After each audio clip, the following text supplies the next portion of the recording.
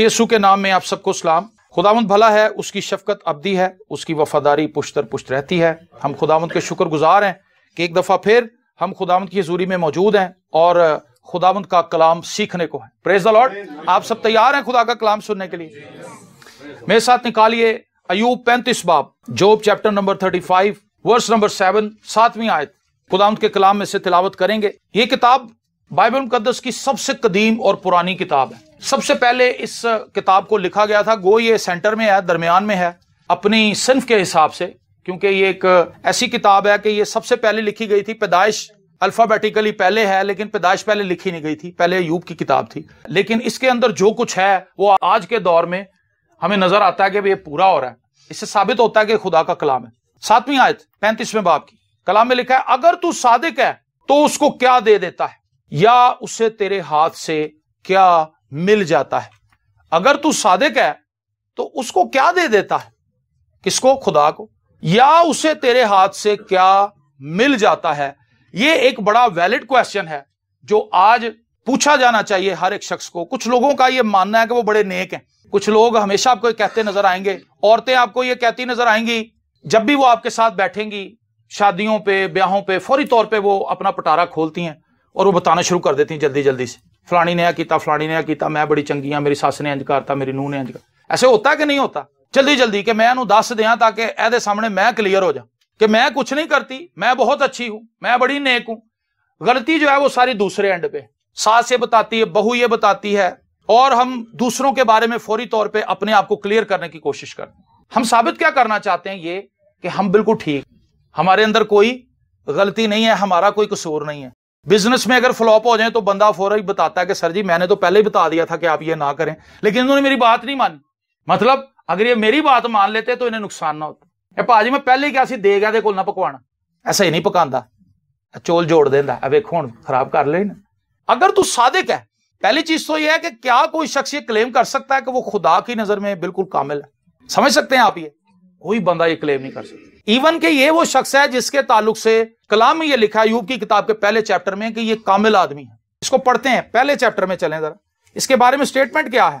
अय्यूब की ही किताब उसके पहले चैप्टर में चलें, उसकी पहली आयत में ही आपको, उसकी सरजमीन में अय्यूब नाम एक शख्स था, वो शख्स कामिल और रास्तबाज था और खुदा से डरता और बदी से दूर रहता था।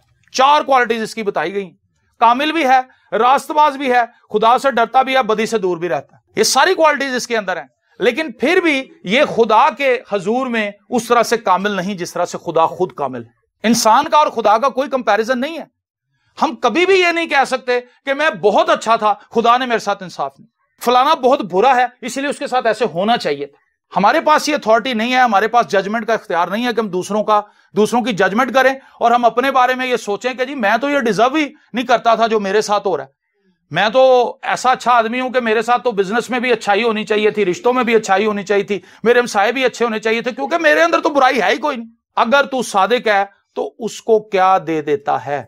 अगर हम चर्च आ रहे हैं, अगर हम हदिया दे रहे हैं, अगर हम अपनी कमाई में से को 50 रुपए, 100 रुपए, 1000 रुपया, 500 रुपया खुदा को दे रहे हैं, सो व्हाट? हम खुदा को क्या दे रहे हैं? जो हम हर रोज इतना ऑक्सीजन खा रहे हैं मुफ्त का, वो क्या है? सूरज जो वो रोज हम पे चमकाता है, थोड़ा सी हम अपने घर में एसी चलाते हैं, थोड़ा सा रोशनी करते हैं तो बिल आ जाता है कितना ज्यादा, लेकिन सूरज फ्री चमक रहा है हम पे।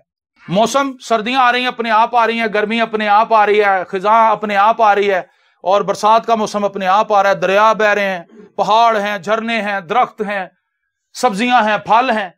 खुदा ने तो इतना कुछ हमें दिया, और हम खुदा के घर में जो थोड़ा सा लाते हैं उस पर हमारा कितना फख्र है। वो कहता अगर तू सादिक है तो तू क्या दे देता खुदा को, ये तो जरा समझा। क्योंकि अय्यूब ने पीछे बहुत सी बातें की हैं, मेरे पास बेवा आती थी, मेरे पास यतीम आते थे, मैं उनकी मदद करता था, मैं ऐसे करता था, मैं वैसे करता था। इंसान लिखा है अपनी बेहतरीन हालत में बेसबात है, बेहतरीन से बेहतरीन हालत में भी उसका कुछ पता नहीं, किसी वक्त में भी वो एकदम से खत्म हो जाता है। अभी पादी साहब आप देखें, पास्टर हारून भट्टी, यंग, मेरी तरह उसकी एज थी, मेरा एज ग्रुप का था। पास्टर शाहिद आरिफ का वो क्लास फेलो था, लेकिन अचानक उसको हार्ट अटैक हुआ, उसकी डेथ हो गई। हम में से किसी को यह नहीं पता कि अगले लम्हे क्या होने वाला है, और हमें हर वक्त अपने आप को अलर्ट रखना है। और अलर्ट किस तरह रखना है ये आगे चल के हम इस पैगाम में शेयर करेंगे। या उसे तेरे हाथ से क्या मिल जाता है। हमें से कोई ये दावा कर सकता है कि जी मैं खुदा अली बड़ा कुछ कीता, मैं तो जी खुदा ले ही अपनी जिंदगी देती। अगर हमने अपनी जिंदगी डेडिकेट किया खुदा को, तो दी भी तो खुदा ने थी। हमने खुदा पे कौन सा एहसान किया? ये जिंदगी तो खुदा ने हमें दी थी। उसने हमें मिट्टी से इंसान बनाया और लिखा है उसने आदम के नथनों के अंदर अपनी जिंदगी का दम फूंका, तब कहीं जाके इंसान जीती जान हुआ। तो ये जो सांसें मैं और आप ले रहे हैं, ये तो खुदा की देन है। ये जो सलाहियत, ये ताकत, ये हिकमत, ये दनाई जो हमें मिल चुकी है, जिसके जरिए से कोई लिख के पैसे कमाता है, कोई बोझ उठा के। मैं अक्सर बताता हूं, कुछ लोग ऐसे होते हैं वो जिस्मानी तौर पे बड़े वीक होते हैं, लेकिन उनका जहन बड़ा तेज होता है। वो लिखते हैं, राइटिंग करते हैं, कुछ ना कुछ तर्जमा करते हैं, उससे उनकी रोजी रोटी चलती है। कईयों की ना बॉडी इतनी मजबूत होती है, ना उनको लिखने की सलाह, लेकिन उनकी आवाज इतनी खूबसूरत खुदा ने बना दी, वो रेडियो अनाउंसर बन जाते। कुछ ऐसे हैं जिनमें और कोई टैलेंट नहीं होता, खूबसूरत बड़े होते हैं। खुदा ने हर बंदे को मुख्तलिफ अंदाज में रिज़्क दिया। एक बंदे के पास अच्छी शक्लो सूरत भी नहीं, बदसूरत कोई नहीं होता, क्योंकि सब खुदा के बनाए हुए हैं। ये स्टैंडर्ड्स हमारे हैं, इसका नाक सही नहीं, इसका रंग सही नहीं, इसकी आंखें छोटी हैं, इसके कान बड़े हैं, ये हमारा सिलसिला है। खुदा की नजर में सब खूबसूरत है, क्योंकि खुदा ने हम सबको बनाया है। और एक ऐसा शख्स है जो शक्लो सूरत का भी इतना खूबसूरत नहीं, पढ़ा लिखा भी नहीं, बहुत ज्यादा उसको माशरे में अक्लमंद शख्स की हैसियत से भी नहीं जाना जाता, और वो कुछ भी करने के काबिल नहीं, लेकिन उसके अंदर ताकत बेशुमार है। उसकी बॉडी खुदा ने इतनी मजबूत बना दी है। सुबह सुबह सब्जी मंडी में जाता है, बोरियां चुकदा आलू दियां, ट्रक च लोड करदा, 1000 रुपया फड़ के, दुनिया सुती होंदी है 1000 रुपया लैके घर आ जाते। वो सबसे पहले दिहाड़ी लगा के घर आ जाते, जो पांडी होते हैं।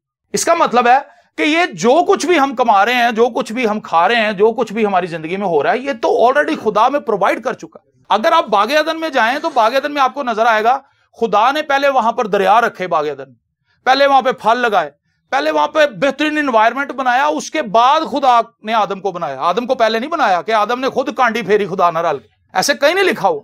आदम उस वक्त खुदा ने बनाया जब सब कुछ खुदा ऑलरेडी उसके लिए प्रिपेयर कर चुका था। हम जब जमीन पर आते हैं, खुदा हमारे वसाइल हमारे साथ ही भेजता है, लेकिन हम बेतकाद होते हैं, हम खुदा पे यकीन नहीं करते, हम खुदा पे भरोसा नहीं करते। तो पहली चीज जो एस्टैब्लिश हुई है इस पैगाम के जरिए से, वो ये हमने सीखी है, हमने लर्न की है, वो ये कि हम खुदा को दे कुछ नहीं सकते जी।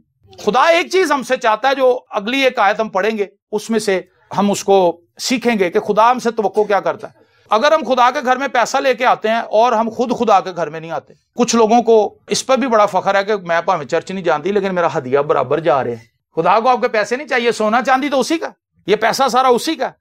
इस दुनिया के सारे इख्तियारात तो खुदा के हैं। क्या हम खुदा को कुछ दे सकते हैं? खुदा तो इतना अमीर है, इस कायनात का मालिक है, वो तो 150 पे वो बैठा हुआ हमारे, ऐसा नहीं है। ये तो हमारे ही सीखने की एक चीज है। जब हम खुदा के घर में देते हैं और खुदा के घर का इंतजाम चलता है, तो उससे खुदा में बरकत देता है, लेकिन इस पर हम फख्र नहीं कर सकते। और हम कितना दे रहे हैं खुदा का, इससे भी कोई सरोकार नहीं। नजर इस चीज पर है खुदा की कि हम किस नीयत से दे रहे हैं। आपके 10 रुपए भी बड़े वैल्यू वाले हो सकते हैं और आपका 1,00,000 रुपया भी बेकार हो सकता है। उस औरत ने 2 दमड़ियां डाली थी, हैकल में लिखा है पोशीदगी में डाल रही थी, और उसके पास थी ही 2। उसके पास 2 सिक्के थे, उसने वो चुपके से डाल दिए, और हैकल में खुदावंद यीशु मसीह ने उसको देखा। शागिर्द नहीं देख रहे थे, लोगों की भीड़ थी वहां पे, लोग अपनी दौलत की बहुतात की वजह से बड़े बड़े नजराने लेकर आए हुए थे और वो खुदा के हुजूर में कुर्बानियां चढ़ा रहे थे, लेकिन यीशु की नजर उस औरत पे थी जो 2 दमड़ियां डाल रही। क्यों? क्योंकि वो औरत दिल से डाल रही थी। बाकी लोग जो थे वो कैसे डाल रहे, शोबाजी में, दिखावे के लिए बता रहे थे कि देखें जी हम कितना पैसा खुदा के घर में देते हैं, देखें जी हम कितने रास्तबाज लोग हैं, हम कितने नेक लोग हैं, हम खुदा के खादमों की कितनी इज्जत करते हैं। खुदा को इससे गर्ज नहीं कि हम कितने पैसे दे रहे हैं, खुदा को गर्ज इससे है कि हम किस नजरिए से, किस सोच से, किस दिल से दे रहे हैं। एमसिया बादशाह के ताल्लुक से लिखा है तवारीख की किताब में, उसने वो सब कुछ किया जो खुदा की नजर में ठीक था, लेकिन कामिल दिल से नहीं। अगर हम चर्च आ रहे हैं, खुशी से नहीं आ रहे, तो बेकार है चर्च आने। डिग्गे टट्ठे आ रहे हैं, अच्छा अम्मी चला जाना वहां, क्या है ना मैं जावांगा चर्च। अब ये क्या है, उसकी माँ उसको कह रही कि पुत्र चर्च जाया अगर, आज तेरी छुट्टी है, तू सो ना मेरा पुत्र, मैं तेन नाश्ता बना देनी है, जा जाके चर्च जा। अब वो बेरुखी से आकर बैठ गया। बेटी सारी रात से जाग रही, माँ उसकी उठा रही कि पुत्र असी सारे चल रहे, तुम ही चलो। कह रही मैं नहीं जाना, लेकिन फिर वो मजबूरी के तहत उठ के आ जाती है। अब उसका जहन भी हाजिर नहीं है, उसका दिमाग भी हाजिर नहीं है, उसकी बॉडी भी उसका साथ नहीं दे रही, लेकिन वो बैठी हुई है। चर्च तो हम आ गए हैं, लेकिन कामिल दिल से नहीं आए, खुशी से नहीं आए, तैयार होके नहीं आए, प्रिपेयर होके नहीं आए, जहन बना के नहीं आए कि आज मैंने प्रस्तिश करनी है, आज मैंने सताइश करनी है, आज मैंने कलाम सुनना है, आज मैंने खुदा से बरकत पानी। तो जो कुछ हम कर रहे हैं, अगर हम कामिल नीयत से नहीं कर रहे, कामिल दिल से नहीं कर रहे, तो उसका अजर कोई नहीं, वो बेकार चीजें। तो इस चीज पर ध्यान लगाएं। हम एक तो खुदा को दे कुछ नहीं सकते, इसका मतलब है कि अगर हम खुदा को दे कुछ नहीं सकते, तो फिर एक और रास्ता है, हम खुदा से ले सकते हैं। हमारा जो चैनल है वो लेने पे है, इस चीज को समझें। कई बार बहुत से लोगों को उनकी काउंसलिंग करते हुए मुझे एक चीज समझ आई कि वो एक जगह पर अटक गए।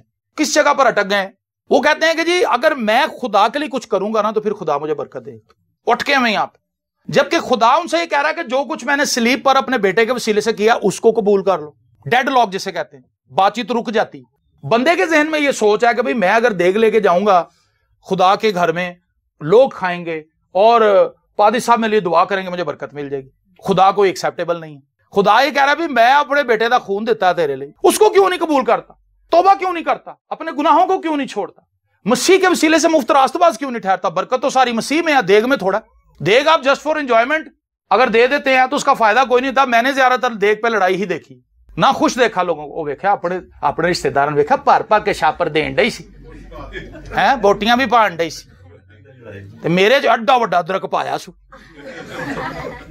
क्या है वो बंदा अब जो लेके आया था देग, वो भी गलत सोच से लाया था। आगे से जो बांटने वाले हैं वो भी कानी वांड कर रहे हैं। जो ला रहा है उसकी नीयत देखे क्या, और आगे से जो बांट रहा है उसकी नीयत क्या है। तो बरकत कहां नहीं है। यहां तो लड़ाई झगड़े का हम एहतमाम कर रहे हैं कि लोग लड़े।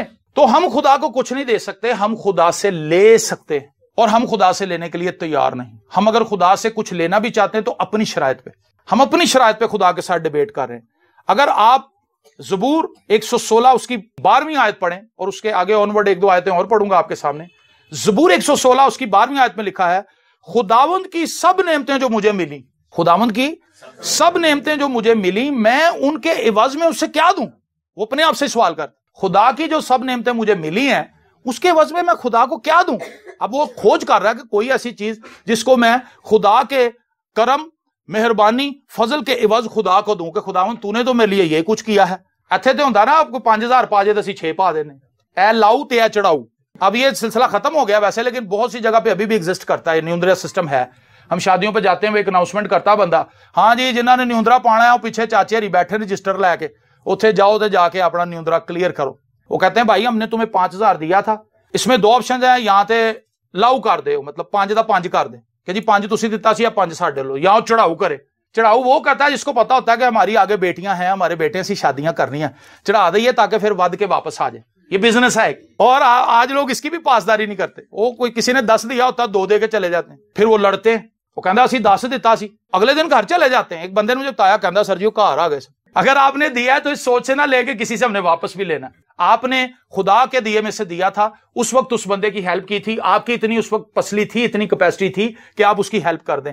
हो सकता है उसके पास वापस करने के लिए, आपको रिफंड करने के लिए पैसे ना हो, पता नहीं वो पहुंचा कैसे है, और आप अगले दिन उसके घर पहुंच जाए लड़ने के लिए कि यार असी तो 10 पाया तो तू 2 दे के चला गया, 8 किन्ने देना?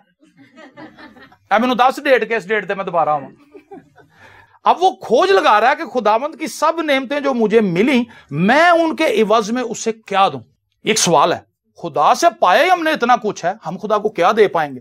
खुदा ने हमें बच्चे दिए, खुदा ने बीवी दी, खुदा ने शोहर दिए, खुदा ने माँ बाप दिए, खुदा ने रिश्ते दिए, खुदा ने हमसाए दिए, खुदा ने बॉस दिया, खुदा ने कुलीग दिए, खुदा ने कणक दी खाण ले, दूध दिता, अंडे दिते, कितना कुछ खुदा में हर रोज देते। कौन कौन सी चीज का हम उसको जवाब देंगे? क्या करेंगे? क्या है हमारे पास उसको देने के लिए? कुछ भी नहीं है, हमारे पल्ले है ही कुछ नहीं। वो किसी ने पंजाबी शायर ने लिखा था ना, जे मैं वेखा अपने बल्ले कुछ नहीं मेरे पल्ले, ते जे मैं वेखा ओदे बल्ले बल्ले बल्ले। उसकी तरफ देखें तो हम हैरान हो जाते हैं, जब अपने गिरेबान में झांकते हैं तो हमें अपने अंदर कुछ भी नहीं मिलता अच्छा।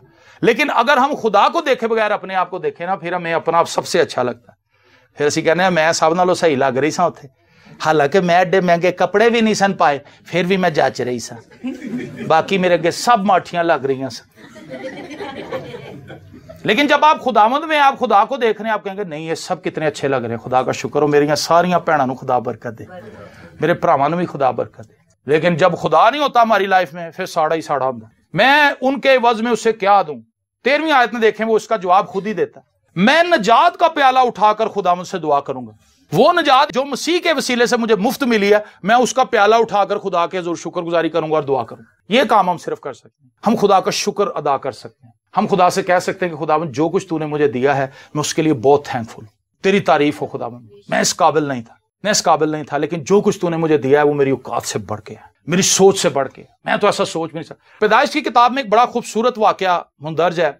याकूब को यह बताया गया था कि तेरा बेटा यूसुफ जो है वो मर चुका है, उसके भाइयों ने उसको बेच दिया था, लेकिन उसकी पोशाक ऊपर से उतार के जो उसने उसके बाप ने उसको कबा बना के दी थी, वो कबा ले आए और रास्ते में से एक जानवर को ज़िबा करके उसका खून उस पर लगा दिया और अपने बाप से कहने लगे कि आपने उसको हमें ढूंढने के लिए भेजा था, लेकिन हम रास्ते में जब वापस आ रहे थे तो हमें उसकी लाश मिली और जानवर उसकी लाश खा चुके थे, सिर्फ उसकी ये चादर हमें मिली है। बुकल मुनी कबा, रंग बिरंगी कबा, मतलब वो नीडल वर्क था। वो इतना मोहब्बत करता था यूसुफ से, उसने नीडल वर्क करवाया था और सुई के साथ, सुई के धागे के साथ वो खूबसूरत कबा उसने अपने बेटे के लिए बनवाई थी, जैसे एक बादशाह के लिए बनाई जाती। तो वो उस कबा के ऊपर खून लगा के ले आए कि लो जी यूसुफ ते नहीं जाएगा, जबकि उन्होंने उसको बेच दिया था। और फिर एक वक्त ऐसा आया कि एक ट्विस्ट आता है उस सारे वाकये के अंदर और वो मिस्र का दूसरे दर्जे का हाकम बन जाता है और इनके पास खाना पीना खत्म हो जाता है इसके भाइयों के पास। जब ये वहां जाते हैं इसको पहचान नहीं पाते, क्योंकि इनके तो वहमो गुमान में भी नहीं होता कि हमारा भाई यहां पहुंच चुका होगा जिसको हमने गुलामों की तरह बेच दिया था।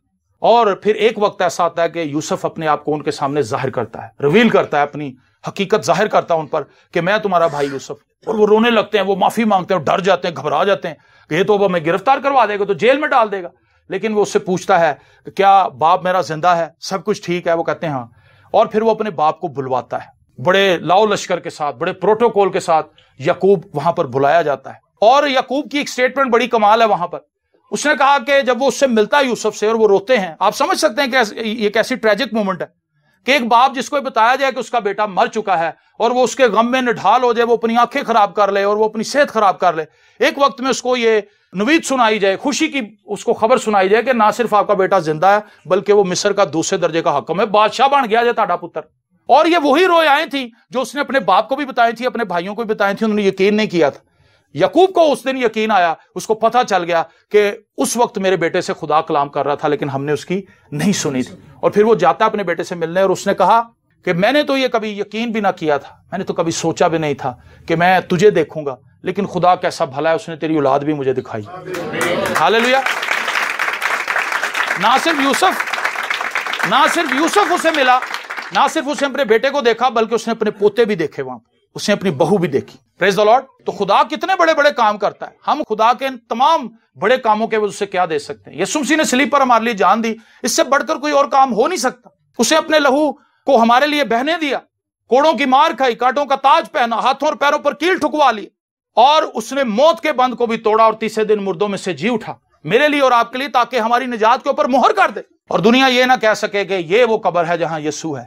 दुनिया आज देखने के लिए जाती है और उस कब्र के ऊपर लिखा हुआ है ही इज रिजन, वो जी उठा है, वो यहां नहीं है, वो कब्र खाली है। ये दुनिया की वाहिद कब्र है जो कब्र बनाई तो गई थी लेकिन ये कब्र खुल गई।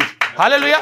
ये खाली कब्र है। मेरे लिए और आपके लिए फख्र की बात यह है, मेरे लिए और आपके लिए खुशी की बात यह है, मेरे लिए और आपके लिए अपने आप को मजबूत करने की बात यह है कि जिस यीशु को हम फॉलो करते हैं वो मुर्दा नहीं है, वो जिंदा है। इसके लिए कितना शुक्र करना चाहिए। बाकी तो कब्रों में पड़े हैं सारे, वो गीत हम गाते हैं ना फ्रांसिस फिरोज का, बाकी कब्रों के अंदर पड़े हैं मबूद, मेरा यीशु जिंदा है, वो है यहां मौजूद। हम इसलिए गाते हैं क्योंकि वो जिंदा है। हालेलुया। वो हमारे दरमियान है। मैं निजात का प्याला उठाकर खुदावंद से दुआ करूंगा, मैं खुदावंद के हुजूर अपनी मन्नतें उसकी सारी कौम के सामने पूरी करूंगा। इस बात के लिए शुक्रगुजारी करना, अपने अंदर पावर को समेटना है। हर रोज पावर को समेटें। ऐ खुदावंद मैं तेरा शुक्र करता हूं तूने मुझे निजात दी है। ऐ खुदावंद मैं तेरा शुक्र करता हूं कि तूने मुझे अपने बेटे यीशु के खून से धो दिया है। ऐ खुदावंद मैं तेरा शुक्र करता हूं कि मैं अब पुराना वाला नहीं हूं, मैं नया वाला हूं इस चीज के लिए। लेकिन अगर आप ये कहते हैं मैं बड़ी गुनाहगार हूं, इसका उल्टा असर होगा। मजीद गुनाहों के लिए दरवाजा आप अपने लिए खोल रहे हैं, क्योंकि आप खुद से इकरार कर रहे हैं कि मैं गुनाहगार हूं। यीशु मर गया, यीशु दफन हुआ, यीशु तीसरे दिन मुर्दों में से जी भी उठा, सी फिर भी गुनाहगार ही। ये बातें कई बार हमने यहाँ पे की। हम क्यों अपने आप को गुनाहगार कहें जब यीशु हमारे लिए कुर्बान हो गए। और मैंने लास्ट टाइम भी बात बताई थी कि अगर सुप्रीम कोर्ट किसी को ये कह दे कि जी आपको हमने गिल्टी नहीं पाया, हम आपको आजाद करते हैं, हम आपको बाइज्जत बरी करते हैं, हालांकि हम तो गुनाहगार हैं, लेकिन हमारा कफारा दिया गया है, हमारे लिए यीशु हिफ्जी बना है, उसने हमारी सजा अपने ऊपर उठाई है और उसके बिहाफ पे हमें रिहाई मिली है और हमें खुदा की अदालत से रास्तबाज ठहराया गया है। मुफ्त रास्तबाजी हमें मिल गई है। हमारे काम तो बुरे थे लेकिन यीशु बीच में आया, वो दरमियानी बना, उसने हमारी लानतें अपने ऊपर उठा ली। देखो ये खुदा का बर्रा जो जहान के गुनाह उठा ले जाता है। Praise the Lord. तो इस चीज की समझ होना ही अपने आप में विक्ट्री का निशान है कि यीशु मसीह मेरे लिए मसलूब हुआ था, मैं यीशु मसीह के नाम से कहलाता हूं, यीशु का खून मेरे पर है, वो मुझसे मोहब्बत करता है, वो मुझसे प्यार करता है। आप सोचें अगर हर रोज हम अपने आप से यही गुफ्तगू करें, अपने आप को बताएं, अपने आप को मजबूत करें, आप बिलीव करें आपके हालात बदल जाएंगे। सिनेरियो बदल जाएगा, सोचें चेंज हो जाएंगी, ख्यालात बदल जाएंगे, रिश्तों के अंदर आप अलग तरह से मूव करना शुरू करेंगे। कहेंगे नहीं यार यस्सू दा खून मेरे ते, नहीं यार यस्सू ने मेरी कीमत चुकाई है, मैं भी गाला कटा, मैं भी बुरा भला कमा। नहीं नहीं नहीं, एकदम से आपकी जो पर्सनैलिटी है वो ट्रांसफॉर्म हो जाएगी, बदल जाएगी इस मुकाशवे से कि यस्सू मसीह मेरा हिफ्जी है, यस्सू मसीह मेरा कफारा है, यस्सू मसीह मेरे लिए बलिदान हुआ है।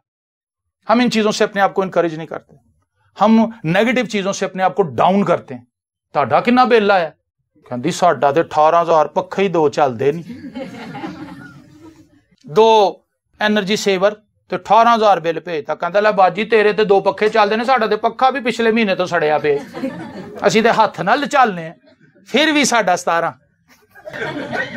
ओहो बड़ी हुकूमत पैड़ी है, सत्यानाश चाहे फिट है मुंह, पता नहीं क्या क्या गाली गलोच बुरा भला कह रहे हैं। उससे हासिल क्या होगा? बिल कम हो जाएगा आपका। जब आप बैंक में जाएंगे तो कहेंगे बाजी तू तो बड़ियां ही गालां कड्डी हैं, ए ताड़ा सी 10,000 कटा रहे हैं, तुसी सिर्फ 7 दो क्योंकि तुसी गालां बड़ियां चंगियां कड्डी, बिल आपने उतना ही देना। वो गालियां निकाल के आपने अपने आप को मजीद परेशान किया है और अपने ऊपर लानत बुलाई। जो खुदावंद में है वो हालात को मुख्तलिफ अंदाज में देखता है। लिखा है पूरे इलाके के अंदर कहीं खुराक ना थी, लेकिन मिस्र के अंदर खुराक थी क्योंकि वहां पर यूसुफ था। पूरा जहाज जो था वो डूब रहा था, सब कुछ उन्होंने गिरा दिया था। माल की किताब उसका 27वां चैप्टर पढ़ें तो उस जहाज के अंदर पलूस मौजूद था। पलूस के पास खुदा का फरिश्ता आता है, जान के लाले पड़े में 2 हफ्ते से सी के अंदर, समंदर के अंदर तूफान है और उन्होंने सूरज नहीं देखा था। इतने गहरे बादल छाए हुए थे, इतनी बारिश हो रही थी मूसलाधार, और समंदर का जो तूफान है आप समझ सकते हैं। जहाज उसमें ऐसे नीचे जाता है, लगता है डूब के ऊपर नहीं आएगा, लेकिन फिर बाहर आ जाता है। और वो थक चुके थे, उनकी हड्डियां जो थी ना हिल चुकी होंगी। आप किसी रोड पे थोड़ी देर के लिए जाएं जो खराब हो तो बंदे दियां पसलियां दर्द हो जाती। वो 2 हफ्ते से इस कंडीशन में थे। सारी वजनी चीजें उन्होंने बाहर फेंक दी थी कि कहीं हमारा जहाज वजन की वजह से ना डूब जाए। समंदर का जो इस वक्त मूड है वो हमारे अगेंस्ट है, तेज हवाएं चल रही हैं, लेकिन पलूस आराम से बैठा। उन्होंने कहा भाई तू भी कुछ कर ले, तू आराम से बैठा हुआ। उसने कहा खुदा के फरिश्ते ने मुझे आके बताया है। हालेलुया। जब तक मैं इस जहाज पे हूं, जितने भी लोग इस जहाज पर हैं वो महफूज रहेंगे क्योंकि खुदा के फरिश्ते ने मुझसे कलाम किया है। Praise the Lord. तो आप अपनी फैमिली में ऐसी स्टेटमेंट क्यों नहीं देते हो, बाजी कुछ नहीं होना, खुदावंद साडे नाल, परेशान ना हो, खुदा सब अच्छा करेगा। आमीन। हमें एक दूसरे हाय ए हुण वेखी मेरी भैन नाल भी इंज ही होया सी, मेरी खाला दी कुड़ी वो मर गई सी, वो शीशे में अपने आप को देखती मैं मरन वाली, डराते हैं, परेशान करते हैं। हाँ इंज हो गया सी वो भाई ये कहें कि भाई हमने दुआ की थी, खुदा ने सब ठीक कर दी। मरना तो है सबने, मरने से क्या घबराना। मैं हमेशा बात बताता हूं अगर सारे लोग जिंदा रहें, कोई मरे ही ना, तो आबादी इतनी हो जाएगी इत्थे लोग एक दूजे नूं वड्डन, ढेर लग जाए बूढ़ी औरतों का और बाबियां दा, जिन्हां को टुरिया भी नहीं जा रहा, मार नहीं रहे, लेकिन हैं लोग उन्होंने फड़ फड़ के ले आ रहे।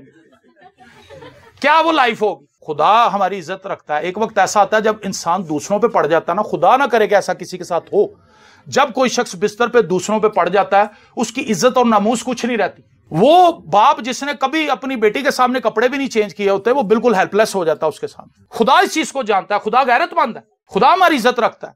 जैसे हमारे पुराने लोग कहते हैं यार खुदा पर्दा ही पा दे, ये बड़ी भेद की बात है, इसके पीछे बड़ी हिकमत है। खुदा हमें ये नहीं चाहता कि हम बच्चों के सामने बेइज्जत होते फिरें और हम बिल्कुल हेल्पलेस हो जाए। वो बाप जिसने अपने बेटे को अपने कंधों पे उठाया होता है, एक वक्त में जब वो अपने बेटे पे पड़ जाता है, उस पर क्या बीती है वो वही जानता है।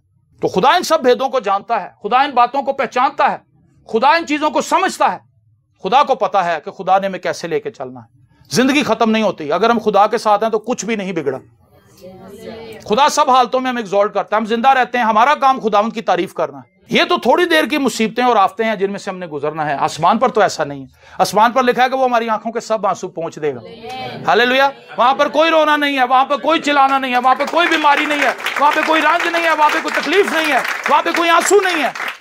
वहां पर कोई भी शख्स आपको दुखी नहीं मिलेगा, वहां सब लोग हंसते हुए मिलेंगे। उत्थे कोई किसे तो नहीं सड़ेगा क्योंकि वहां पर सबके पास एक जैसा ही लिबास होगा। वो यीशु खुद देगा सबको एक जैसा, सब एक जैसे लगेंगे, सब खूबसूरत, कोई दाग धब्बा, कोई झुरी नहीं होगी, किसी का बाल सफेद नहीं होगा, किसी के बाल उड़े हुए नहीं मिलेंगे, आप सब एक जैसे इक्वल, और खुदा की प्रस्तिश करेंगे। वो एक अजीब मंजर होगा। आसमां पे शहर होगा, बादलों के पार होगा, जिंदगी वहां पे होगी, जिंदगी का राज होगा। पादरी इस्कियल साहब का गीत। सो मेरे जीजो, हम क्या खुदा को दे सकते हैं? सब कुछ तो हमने खुदा से पाया है। हम सिर्फ निजात का प्याला उठाकर उसकी तमजीद और उसकी सताइश कर सकते हैं। ऐ खुदावंद, मैं अपने घराने के लिए तेरा शुक्र करता हूं, मैं अपनी बीवी के लिए, मैं अपने शौहर के लिए शुक्रगुजारी करना शुरू करें। आपको वो लोग अच्छे लगेंगे जिनसे आपको चिड़ लगी हुई ना, जिन्होंने वेख के तुसीं कहंदे आ किधर आ गई है, उन्हें वेख के तुसीं बाजी इधर आ, मेरा तो दिल कर कदों दी तेनू ढीक रही सा, क्योंकि आप उसको मसीह में देख रही हैं, आप उसको मसीह में देख रही कि मेरी बहन है, हम दोनों इकट्ठी खेलती रही, हमने मुश्किल वक्त देखा, हमने गुर्बत इकट्ठी काटी, हमने मारें खाई हैं, हमने स्कूलिंग इकट्ठी की है, हमने परेशानियों में से निकल के आज यहां पर पहुंची हैं, और आज जब हमारे हालात बेहतर हुए हम एक दूसरे से लड़ पड़ी। अपने आप को मसीह में रखिए और देखिए जिंदगी बड़ी खूबसूरत है। मसीह के बगैर जिंदगी का कोई रंग नहीं। इसीलिए नस्मल ने कहा था, मुझे अपने लहू का रंग दे दे, कोई रंग तो हो मेरे जीने में।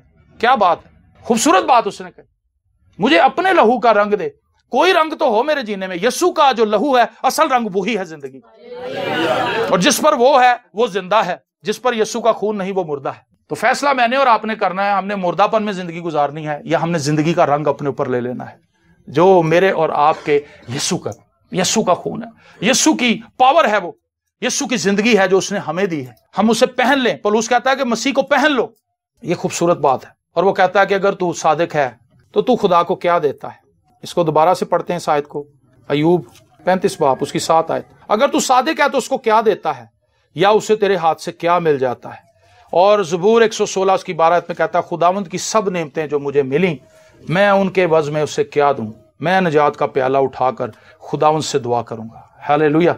मैं खुदावंद के हुज़ूर अपनी मन्नतें उसकी सारी कौम के सामने पूरी करूंगा। खुदावंद की निगाह में उसके मुकद्दसों की मौत गिरां कदर है। जब कोई खुदा परस्त खुदावंद में सो जाता है, ये बड़ी बात है, उसको वार्म वेलकम किया जाता है आसमान, क्योंकि उसने हमेशा हमेशा के लिए वहां पर रहना होता है। वहां पर खत्म होने वाली जिंदगी नहीं, वहां पर हमेशा हमेशा जारी रहने वाली जिंदगी, ever lasting to ever lasting. हमने वहां पर जिंदा रहना है। सो आइए हम एक बड़े प्रोग्राम के लिए तैयारी करें। एक बड़े, यहाँ तो छोटी छोटी शादियां होती है ना, तंबू च लोग बैठे होंगे, भाजी इधर आ जा, इत्थे कुर्सी खाली मेरे को आ जा, एक दूसरे की जगह बनाते हैं। इत्थे मेरी भैन बैठी, तुसी नहीं बैठना, कुर्सी इत्थे रख, लड़ते। वहां पे कुर्सियों की कोई कमी नहीं। आमीन। खुला सिस्टम, क्योंकि वो शादी जो है वो बर्रे की शादी है। बर्रा अपनी ज़ियाफत में हमें बुला रहा है। Praise the Lord. एक बड़े फंक्शन के लिए अपने आप को तैयार करें, यीशु की आमद के लिए अपने आप को तैयार करें। आइए अपनी आंखों को बंद करें, हम दुआ मांगे। आसमानी बाप, तेरा शुक्र हो, तेरी तारीफ हो आज के दिन के लिए कि आज तूने हमें अपने घर में बुलाया, फराहम किया, ताकि हम तेरे घर में आकर तेरी शुक्रगुजारी करें, तेरी तारीफ करें, तेरी तमजीद करें, तुझे मुबारक कहें। तू भलाई का खुदा है, तू जिंदा खुदा है, तू कुदरत वाला खुदा है, और तू अपने लोगों के लिए भलाई के काम करता है। तेरा शुक्र करते हैं दिल की गहराइयों से कि तूने हमारे लिए अपनी जान दी। खुदावंद, हमें तौफीक दे कि हम इस निजात को जो मुफ्त हमें मिली है हासिल करें, अपनी जिंदगी में इसको कबूल करें, और खुदावंद इसमें मूव करें, क्योंकि सारे वसाइल इसी निजात में छुपे हैं, क्योंकि खुदावंद तूने इसका इंतजाम किया है। हम दिल से शुक्रगुजार हैं, जो कुछ तूने हमारी जिंदगी में माजी में किया है, आज कर रहा है और आइंदा आने वाले दिनों में करेगा। हम शुक्रगुजारी करते हैं उन सब बातों के लिए, क्योंकि तेरे मंसूबे हमारे लिए भलाई के हैं। आज का ये कलाम हम सब के लिए बरकत का बाइस हो। उन बहनों भाइयों के लिए भी जो इसको बाद में सुनेंगे और खुदा बरकत पाएंगे, हम उनके लिए भी दुआ करते हैं कि खुदा उनके घरानों पर भी तेरी बरकत हो और तेरी कुदरत उनकी जिंदगी में जारी हो। हर किस्म के जुए और बंधन यीशु के नाम से टूट जाए, यीशु के नाम से बीमारियां भाग जाएं, और खुदा तेरा जलाल तेरे लोगों की जिंदगी पर आठ है। तेरा शुक्र, तेरी तारीफ करते हैं यीशु के जिंदा, कादिर, अब्दी और जलाली नाम के वसीले से। आमीन। God bless you. खुदावंद आप सबको बरकत दे।